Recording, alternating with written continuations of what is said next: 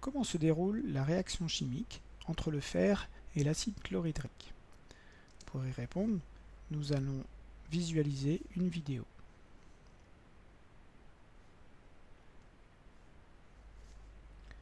Je mets un peu de poudre de fer dans un tube à essai et j'y ajoute de l'acide chlorhydrique assez concentré.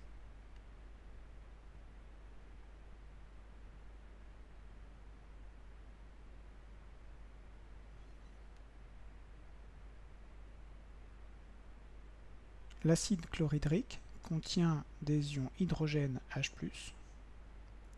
et des ions chlorure Cl-.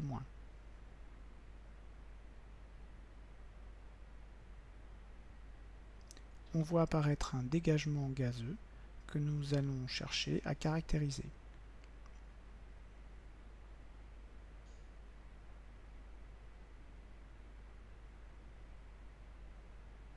Pour cela, je mets un bouchon pour concentrer le gaz dans le tube et j'attends une trentaine de secondes. Alors je vais aller un peu plus vite.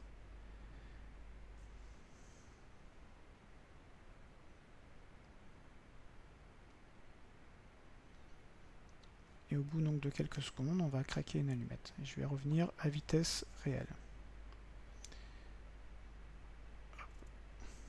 Pas de chance, première allumette craquée, c'est pas grave, on recommence.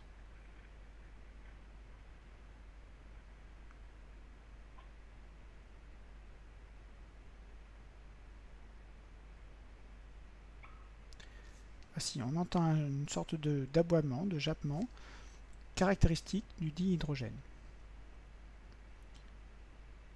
Je vais ensuite ajouter de l'eau dans le premier tube à essai et aussi dans deux autres tubes à essai qui étaient préalablement vides et propres.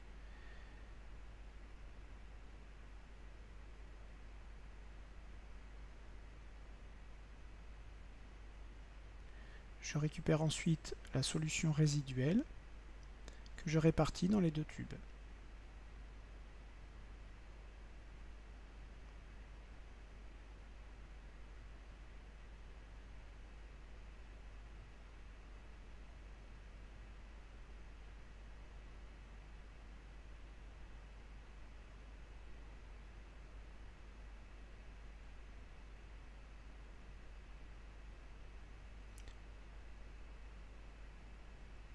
Dans le premier tube, je vais rajouter un peu de soude.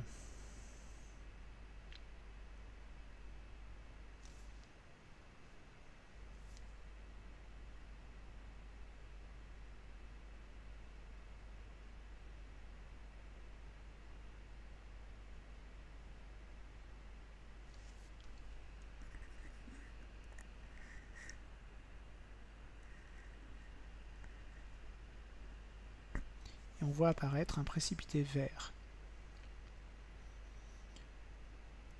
La solution résiduelle contient donc des ions Fer2. Je vais ensuite ajouter du nitrate d'argent dans le tube à essai numéro 3.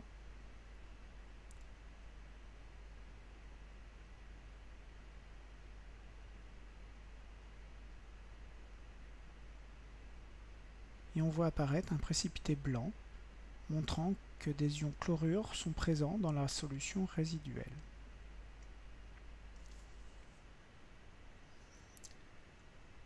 Passons maintenant à la trace écrite. Alors je vais vous demander d'écrire sur votre cahier le bilan suivant. On met en contact de la poudre de fer et de l'acide chlorhydrique, H+, Cl-, dans un tube à essai, puis on répartit la solution résiduelle dans deux autres tubes à essai. On observe le dégagement d'un gaz inflammable, c'est du dihydrogène, H2. En ajoutant de la soude dans la solution résiduelle, on observe un précipité vert. La solution contient donc des ions Fer2, Fe2+. Enfin, en ajoutant du nitrate d'argent dans la solution résiduelle, on observe un précipité blanc. La solution contient des ions chlorure Cl-. Vous allez prendre un temps pour réfléchir à quels sont les réactifs et les produits de cette transformation. Je vous rappelle qu'un réactif, c'est une substance qui disparaît au cours de la transformation, tandis qu'un produit, ce sont les substances qui apparaissent à la place du réactif. Vous pouvez faire une pause, le temps de réfléchir à ces réactifs et à ces produits.